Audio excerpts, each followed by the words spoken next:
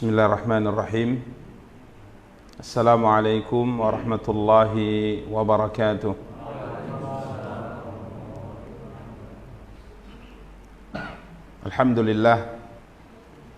Alhamdulillahi rabbil alamin.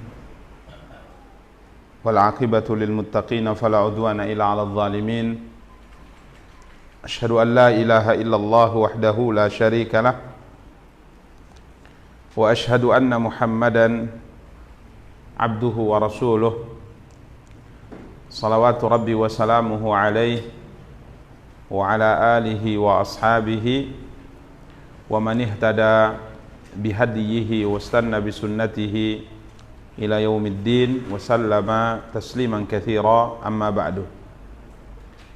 Ikhwani wa akhawati kaum muslimin, kaum muslimat, rahimani wa rahimakumullahu jami'an. Alhamdulillah, puji dan syukur senantiasa kita ucapkan untuk Allah subhanahu wa ta'ala.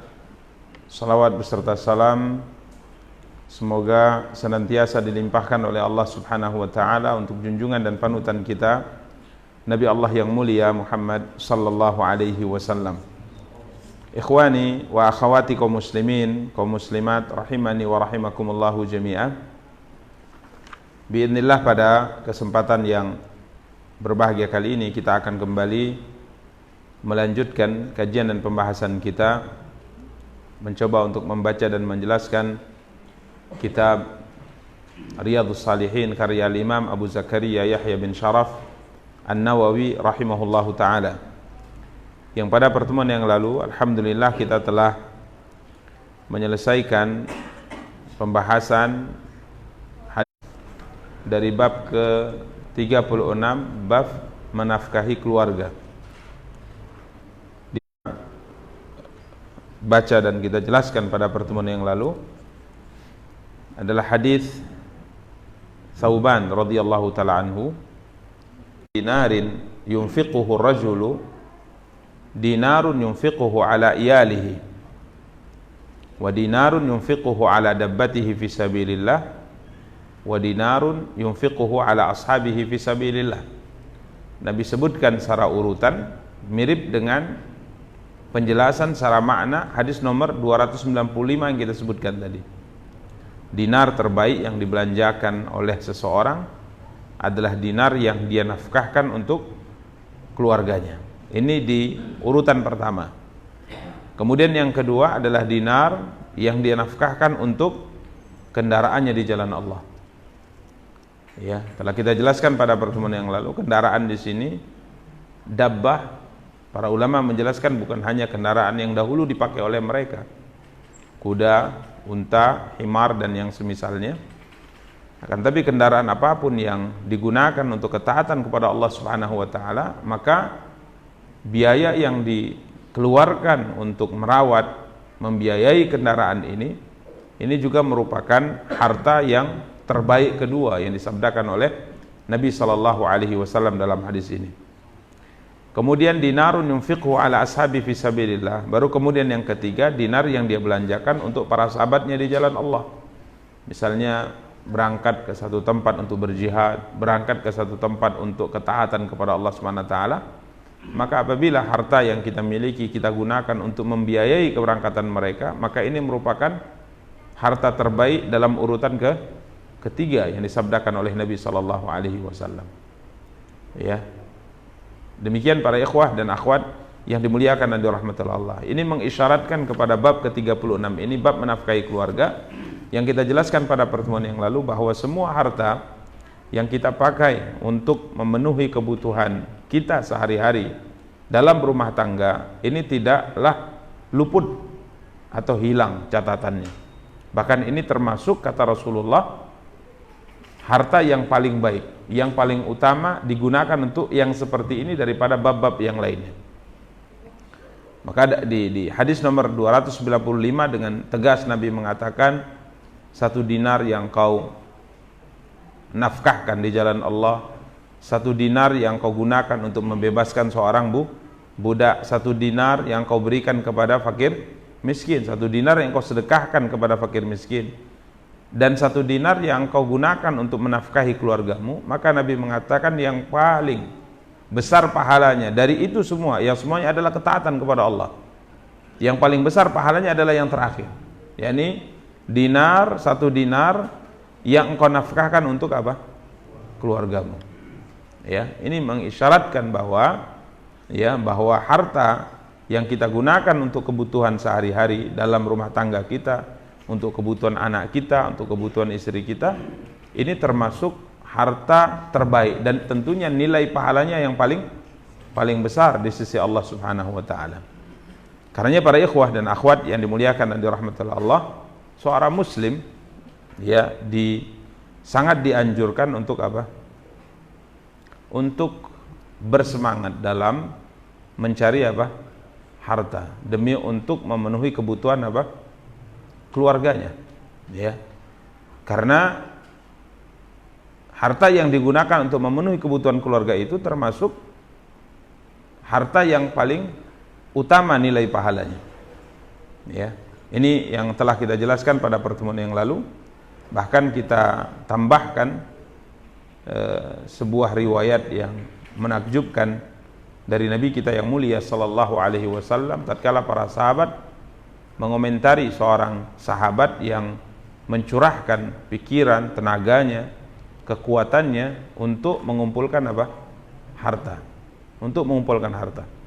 Sampai berpeluh bahasanya. Mungkin bahasa kita sehari-hari, banting tulang dan peras keringat.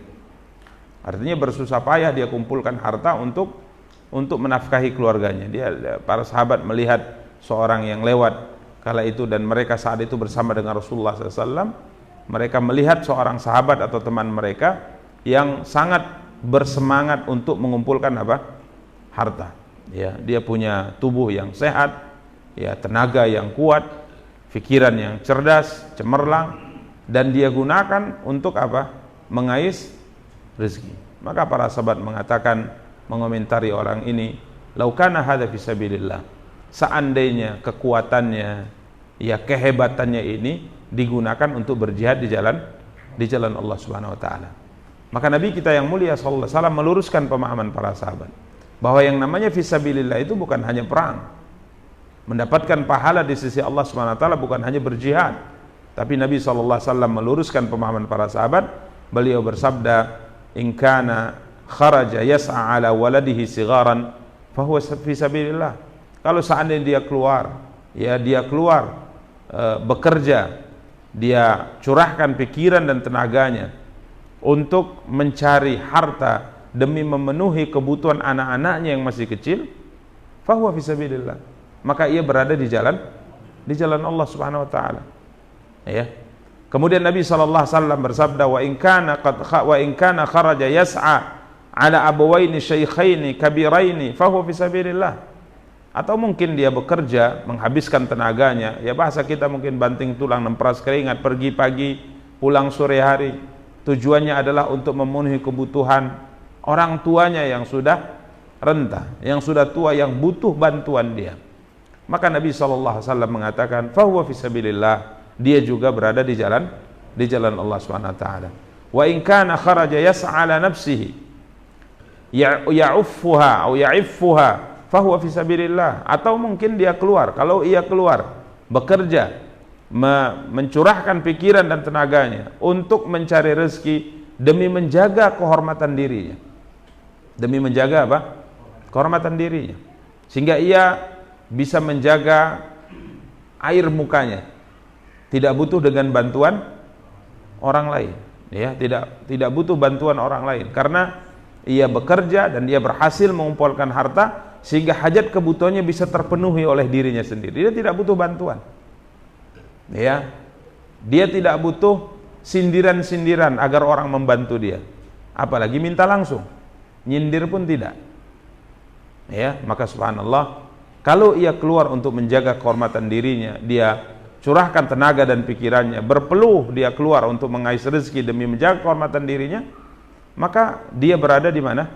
Fisabilillah, kata Rasulullah SAW. Dia berada di jalan Allah, sama seperti orang yang berjihad di jalan Allah Subhanahu wa taala.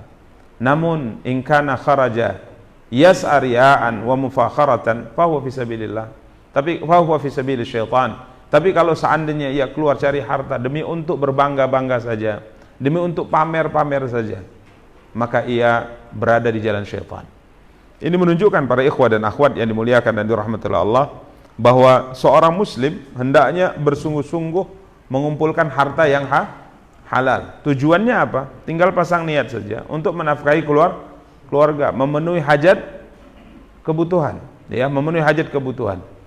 Ya, demikian para ikhwah dan akhwat yang dimuliakan dan dirahmati Allah. Karenanya Allah Subhanahu wa taala tatkala memerintahkan kita untuk beramal dengan amal akhirat, Allah berfirman, "Wabtaghi fima ataqallahu daral akhirah."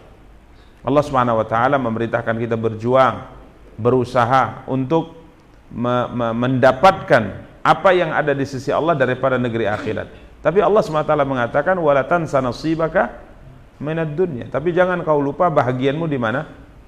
Di dunia. Karenanya kita lihat bagaimana Nabi sallallahu alaihi wasallam berusaha, bagaimana para sahabat berusaha, bagaimana mereka berbisnis, bagaimana mereka berdagang, bagaimana mereka mengumpulkan apa?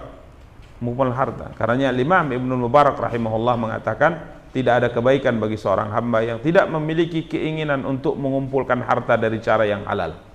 Tidak ada kebaikan. Jadi kalau seandainya seorang hamba itu tidak ada keinginan untuk mengumpulkan harta dengan cara yang halal, ini hamba yang tidak baik. Kenapa?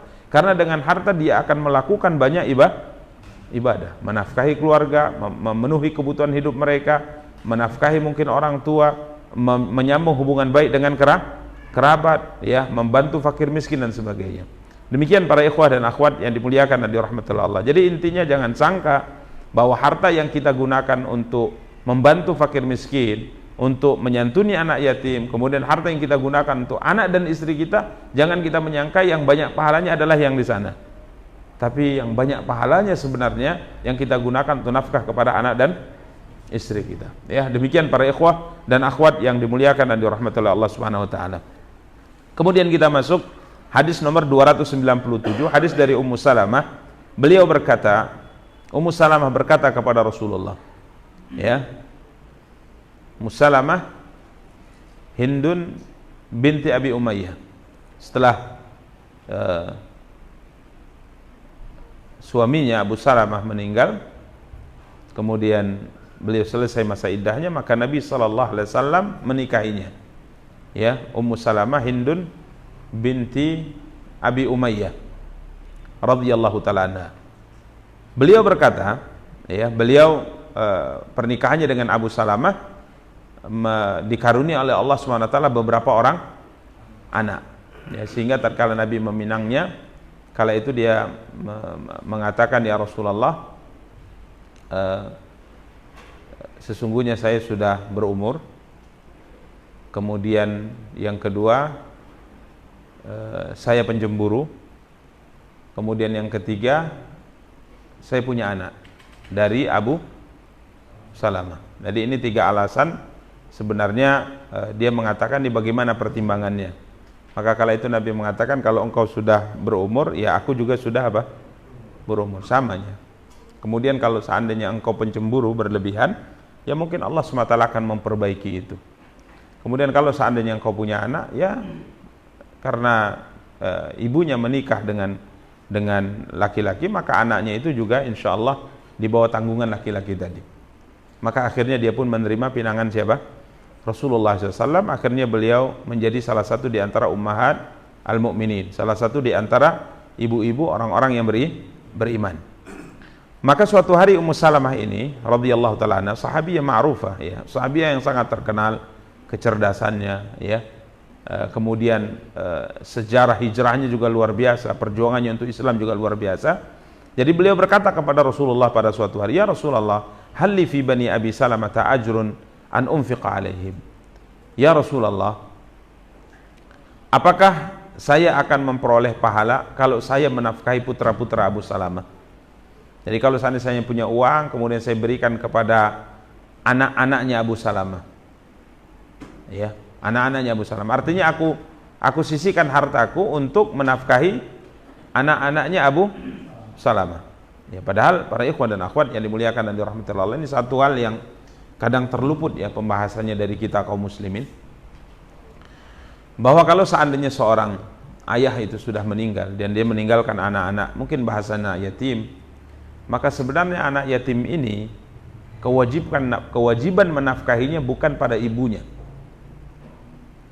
bukan pada ibunya. Nah, zaman kita sekarang, kalau kita punya keluarga kemudian meninggal suaminya, ya udah, itu urusan siapa? Mamanya. Bukan.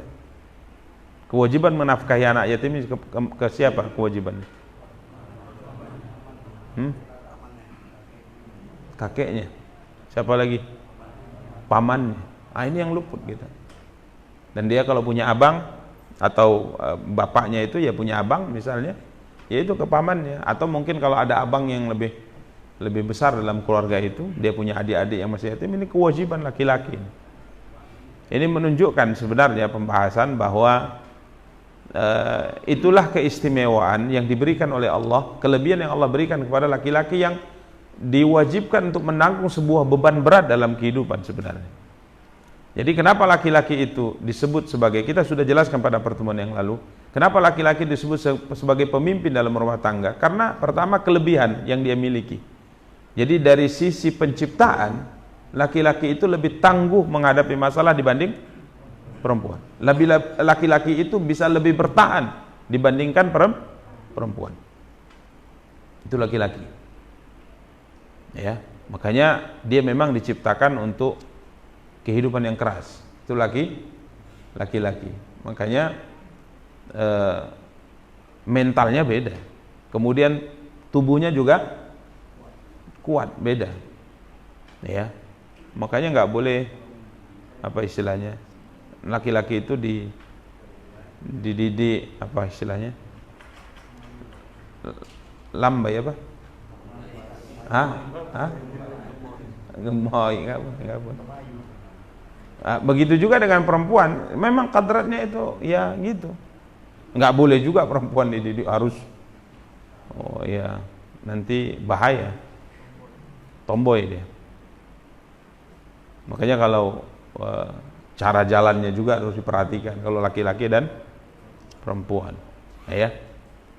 Karenanya dalam aturan syariat ada beberapa hukum yang memang Allah bedakan. Contoh tadi dari sisi kepemimpinan memang diberikan kepada siapa?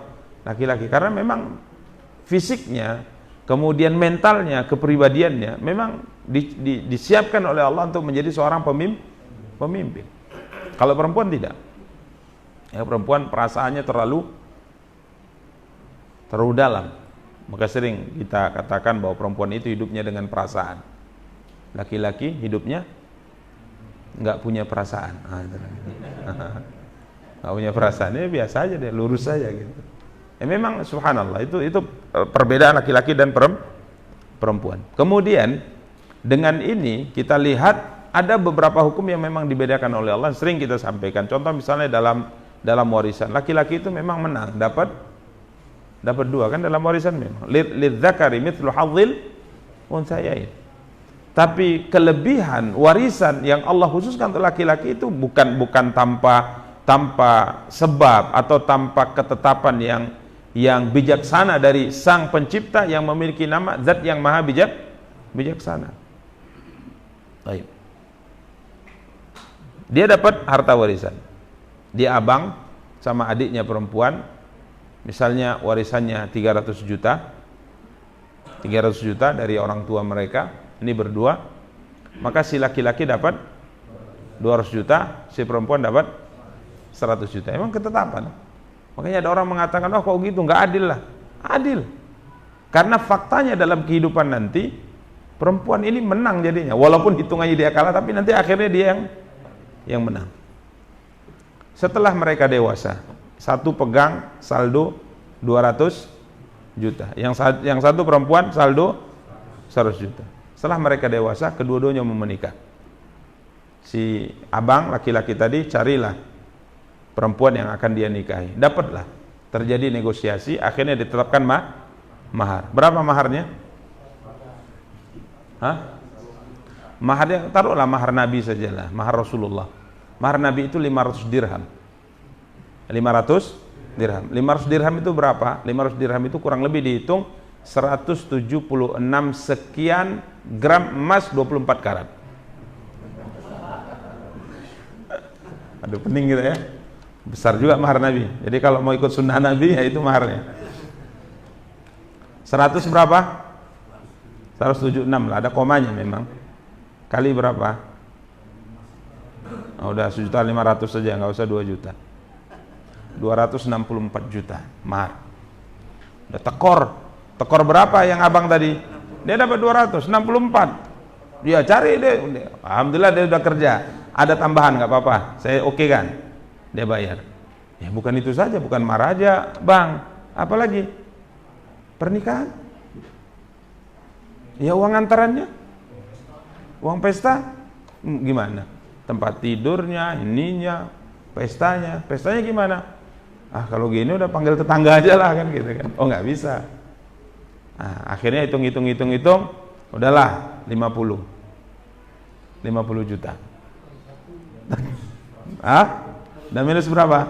Allah musta'an.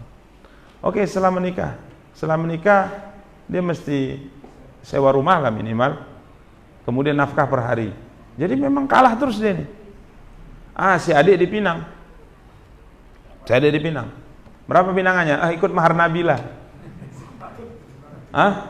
Masya Allah, 100 juta bertambah, itu masuk saldonya. Kemudian ya masalah pernikahan itu tanggung siapa? Si suami. Kemudian rumah suami, nafkah suami, kasih lagi hadiah misalnya. Wah udah berapa dia punya. Jadi yang menang tetap perempuan, tapi kalau dapat laki-laki yang benar, kalau enggak habis tekor dia. Assalamualaikum. Jadi ini para ikhwah, jadi ini memang ketetapan dari Al-Hakim, zat yang maha bijaksana. Makanya jangan kita senang-senang, oh saya dapat 200 juta, oh tanggung jawabmu besar. Kalau seandainya ayahmu sudah meninggal dapat harta warisan dan ibumu butuh nafkah, Anda yang harus menafkahi ibumu, bukan adik perempuanmu. Kemudian kalau engkau punya saudara yang sudah meninggal dan ada anak yatimnya, engkau termasuk bertanggung jawab untuk menafkahi mereka. Masya Allah, ini luar biasa ya, tanggung jawab laki-laki. Jadi bukan sekedar oh kita menang dapat 200, kita dapat, lah, tanggung jawabmu itu sangat besar. Apakah dikatakan wah kalau gini beratlah jadi laki-laki? Lah, Allah ciptakan kita memang mampu untuk itu. Jadi mental kita, kekuatan kita, kemauan kita mampu untuk itu semua. Karenanya Allah tetapkan itu, Allah letakkan di pundak kita. Beda dengan perempuan. Ya, demikian para ikhwah dan akhwat yang dimuliakan dan dirahmati Allah Subhanahu wa taala. Maka di sini Ummu Salamah bertanya, "Apa pendapat Anda ya Rasulullah kalau saya tetap menafkahi anak daripada Abu Salamah?" Ya walaupun beliau perempuan. Ya, kewajiban untuk menyantuninya itu ada di pihak keluarga laki-laki. Tapi kalau saya tetap misalnya memberikan kepada mereka apa yang mereka butuhkan, walastu bitarikatihim hakada wala hakada, dan saya tidak membiarkan mereka begini dan begini. Artinya saya nggak tega membiarkan anak Abu Salamah itu tidak bisa memenuhi hajat kebutuhan mereka, kekurangan misalnya. Saya walaupun itu bukan tanggung jawab saya, tapi saya berikan ya Rasulullah. Ya, kalau kita sekarang ya namanya ibunya kan gitu kan. Namanya ibunya. Enggak, ini kewajibannya ada di pihak keluarga laki-laki, keluarga bapak. Makanya kalau dia punya harta warisan ini hendaknya dikembangkan, hendaknya ada yang pegang, yang amanah untuk dibisniskan sehingga harta yang tinggalkan oleh ayah mereka atau harta anak yatim tadi bertambah, bukan malah berkurang. Ya, maka dia mengatakan innamahum baniyah, mereka ya tetap walaupun bukan tanggung jawabku, tapi kan anak-anak aku juga ya Rasulullah. Apa pendapatmu kalau itu yang saya lakukan? Maka Nabi mengatakan, na'am laki ajru ma anfaqti alaihim. Ya, kamu memperoleh pahala dari apa yang kamu nafkahkan kepada mereka. Subhanallah. Jadi sekalipun itu bukan kewajiban dan tanggung jawabmu, tapi kalau kamu tetap memberikan nafkah kepada mereka, maka kamu akan mendapatkan apa? Pahala. Lalu kalau itu tanggung jawab kita dan kita berikan, maka pahalanya lebih apa? Lebih besar. Ya, demikian para ikhwah dan akhwat yang dimuliakan dan dirahmati oleh Allah. Kemudian hadis berikutnya 298. 298 dari Sa'ad bin Abi Waqqas radhiyallahu ta'ala anhu, dalam hadisnya yang panjang yang telah kita sebutkan di awal kitab dalam bab niat. Karena di awal pembahasan bab niat, bab pertama dalam karya ini, beliau nukilkan hadis Sa'ad bin Abi Waqqas secara lengkap.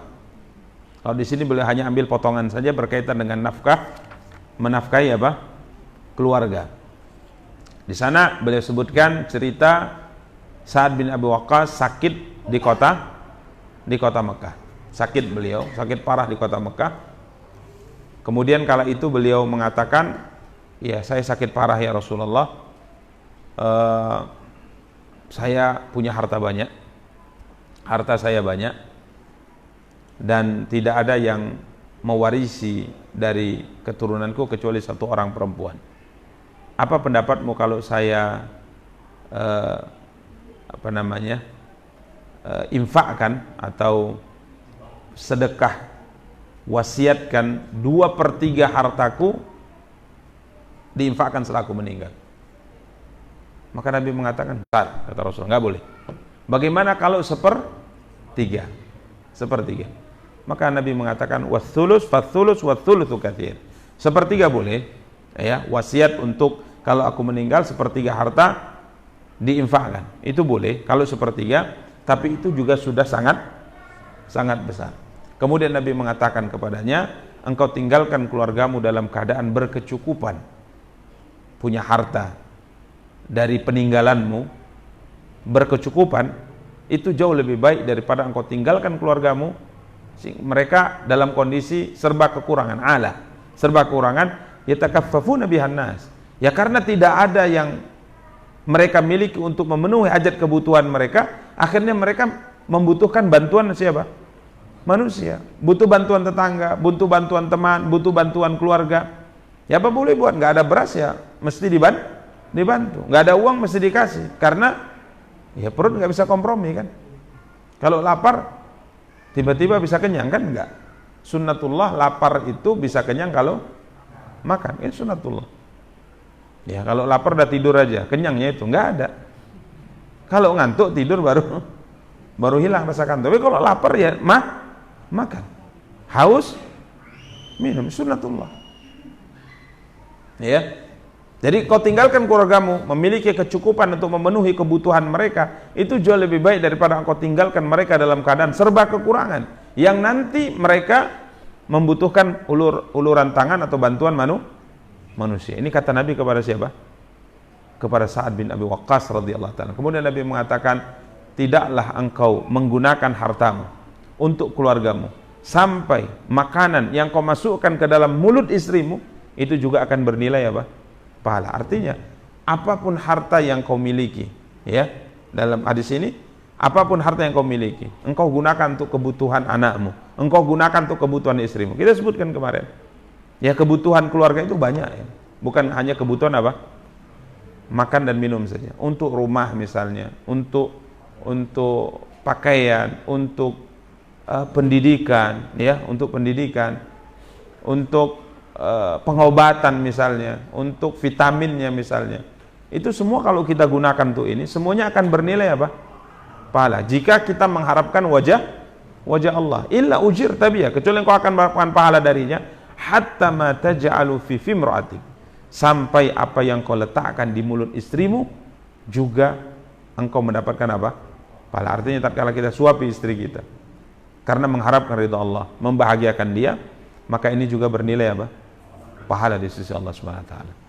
Kemudian kala itu Sa'ad bin Waqqas berkata, sepertinya ya Rasulullah, saya akan mati di Mekah karena sakitnya sangat parah. Seperti saya akan tertinggal di Mekah, saya akan mati di sini.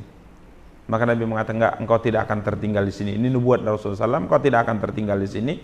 Bahkan engkau akan dipanjangkan umurmu oleh Allah, sehingga nanti ada orang-orang yang akan mendapatkan manfaat darimu, dan ada orang yang ditimpakan mudarat karenamu. Jadi engkau akan diberikan oleh Allah umur apa? panjang. Sehingga disebutkan bahwa beliau muhajirin terakhir, laki-laki muhajirin terakhir yang mati di kota Madinah, yang wafat di kota Madinah pada tahun 55 Hijriah radhiyallahu ta'ala. Dan nubuat Nabi benar bahwa engkau akan diberi umur panjang, nanti ada orang mendapatkan kebaikanmu, ada orang yang mendapatkan atau ditimpakan oleh Allah mudarat melalui perantaramu. Benar, akhirnya beliau jadi satu komandan terkenal di zaman kekhalifahan Umar bin Khattab, memimpin pasukan yang sangat luar biasa, dan perang yang sangat terkenal untuk membaca namanya perang Qadisiyah. Perang Qadisiyah ini perang yang subhanallah, kalau kita baca sejarah adalah perang, sebenarnya perang besar dan perang penentuan. Karena apa? Karena kondisi kaum muslimin atau tentara Islam di Irak saat itu berada dalam kondisi yang sangat sulit, khususnya setelah ditinggal oleh Khalid ibn Walid radhiyallahu ta'ala yang meninggalkan Irak atas perintah Abu Bakar untuk membantu kaum muslimin yang ada di dataran Syam. Jadi kondisi kaum muslimin itu sangat terdesak waktu itu di Irak. Bahkan banyak orang-orang yang telah mensepakati perjanjian damai dengan tentara Islam mengkhianati perjanjian, karena mereka lihat bahwa kekuatan Islam sudah melemah. Ya, kekuatan Islam sudah melemah. Bahkan Muthanna ibn al-Harisah secara khusus datang kota Madinah. Kala itu Abu Bakar sudah terbaring dalam keadaan sakit parah. Dia ceritakan bagaimana kondisi Irak, bagaimana tentara kita setelah ditinggal oleh Khalid bin Walid.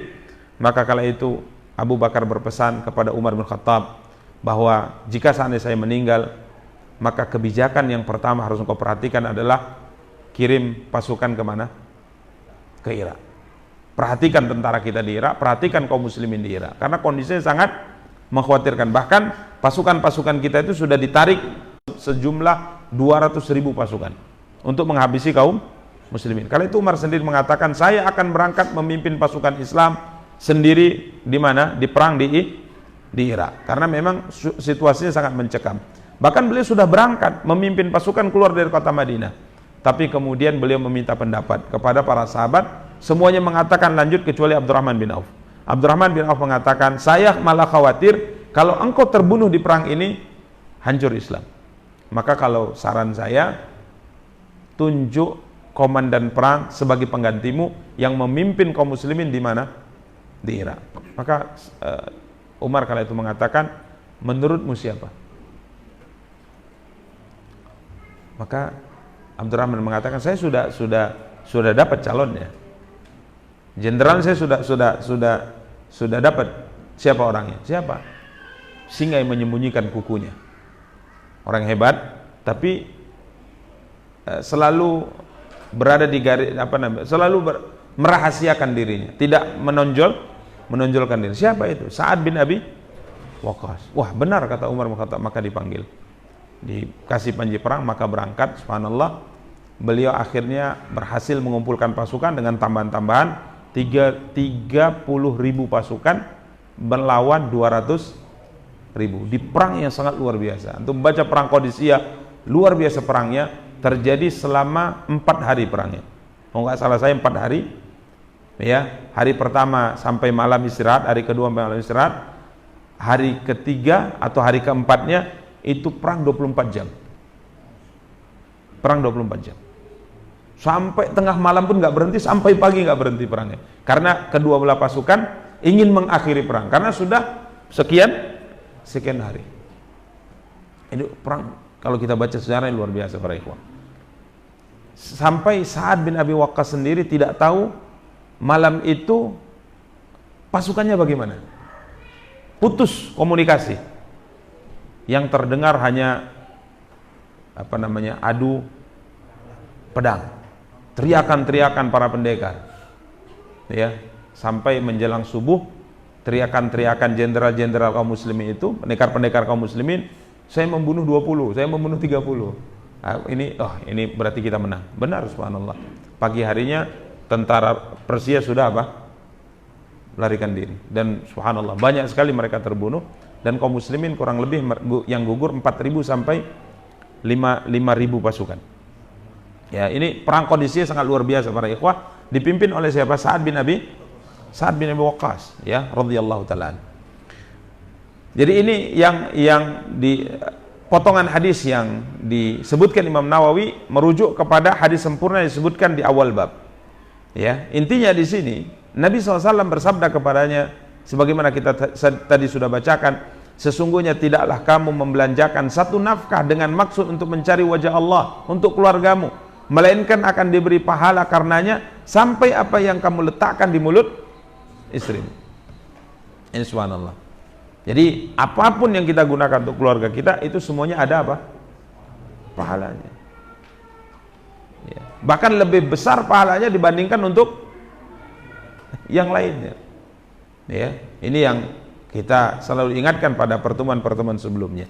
Demikian para ikhwah dan akhwat yang dimuliakan dan dirahmati Allah. Kemudian nomor hadis 299, hadis Abu Mas'ud Al-Badri dari Nabi SAW. Beliau bersabda, "Idza anfaqa ar-rajulu ala ahlihi nafaqatan yahtasibuha fahiya lahu shadaqah." Apabila seseorang menafkahi keluarganya dengan sebuah nafkah dan dia maksudkan untuk mencari pahala, maka nafkah itu baginya adalah sedekah. Jadi sama nilainya seperti apa? Bersedekah, bahkan lebih utama pahalanya. Jadi sedekah kepada fakir miskin, kemudian nafkah kepada keluarga, lebih besar apa? Pahalanya kepada keluarga. Ya, demikian para ikhwah dan akhwat yang dimuliakan dan dirahmati oleh Allah SWT. Kemudian nomor hadis 300 dari Abdullah bin Amr bin As, beliau berkata, Rasulullah SAW bersabda, ini ancaman bagi yang menyia-nyiakan keluarganya. Apa kata Rasulullah? Cukuplah seseorang memikul dosa apabila ia menyia-nyiakan orang yang menjadi tanggungannya. Istrinya butuh nafkah, tidak dia nafkahi. Anaknya butuh biaya, tidak dia biayai. Padahal dia mampu. Allahumma kecuali kalau tidak mampu. Kita sudah jelaskan pada pertemuan yang lalu, la yukallifullahu nafsan illa ma'ata. Allah tidak membebani kecuali sesuai dengan apa yang Allah berikan kepadanya. Kalau benar-benar tidak mampu, tidak berdosa. Tapi kalau dia mampu, dia bisa berusaha, dia tidak lakukan, maka Nabi mengatakan cukuplah ia memikul dosa. Dosanya dosa besar. Makanya ya, harus semangat untuk mencari rezeki halal untuk memenuhi kebutuhan apa? Istri. Tapi ingat, bukan untuk berbangga-bangga, bukan untuk pamer, tapi memang untuk memenuhi apa? Kebutuhan dalam kehidupan kita. Demikian para ikhwah dan akhwat yang dimuliakan dan dirahmati Allah yang dapat kita sampaikan. Insyaallah kita akan lanjutkan pada pertemuan berikutnya. Kita cukupkan. Subhanakallahumma bihamdika, asyhadu an la ilaha illa anta, astaghfiruka wa atubu ilaik. Wassalamualaikum warahmatullahi wabarakatuh.